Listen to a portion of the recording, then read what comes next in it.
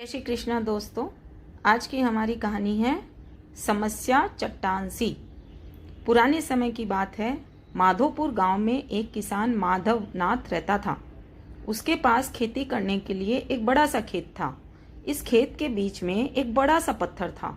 पत्थर जमीन के ऊपर निकला हुआ था, जो उसके खेती के काम में बाधा पैदा करता था। कई बार असावधानीवश कृषि के औजार उससे टकरा जाते थे और टूट जाते थे। माधवनाथ को उन्हें सुधरवाने का या नए बनवाने में काफी धन खर्च करना पड़ता था। एक बार हमेशा की तरह वह खेत में हल चला रहा था कि हल उस पत्थर से टकराकर टूट गया।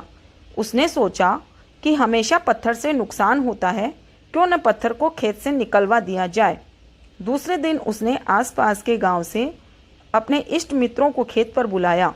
जब सब इकट्ठे हो गए तो उसने कहा, यह पत्थर मुझे खेती के काम में बाधा पहुंचाता है। मैं इसे खेत से बाहर करना चाहता हूं। इसके लिए मुझे आप सबकी मदद चाहिए। सबने मिलकर पत्थर को हटाने के लिए धक्का लगाया। पत्थर एक बार ही धक्का मारने से आसानी से हट गया। यह देख सभी आश्चर्य में पड़ गए। माधव के मित्रों ने कहा, तुमने तो कहा था कि खेत के बीच में एक बड़ी सी चट्टान दबी हुई है, परंतु यह तो एक मामूली सा पत्थर निकला जो यहाँ दबा हुआ था। यदि तुम चाहते और प्रयास करते तो स्वयं भी इसे निकाल सकते थे। माधव को भी यह देखकर आश्चर्य हुआ कि वर्षों से जिसे वह चट्टान समझ रहा था, वह तो एक पत्थर निकला। उसे इस बात का दुख भी हुआ कि इतने से काम के लिए उसे अपने इष्ट मित्रों को दुख देना पड़ा।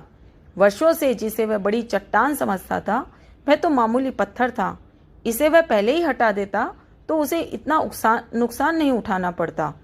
इस प्रकार जीवन में भी कई बार छोटी छोटी समस्याएं आती हैं, पर हम उन्हें बड़ी मानकर हल करने से कतराते रहते हैं।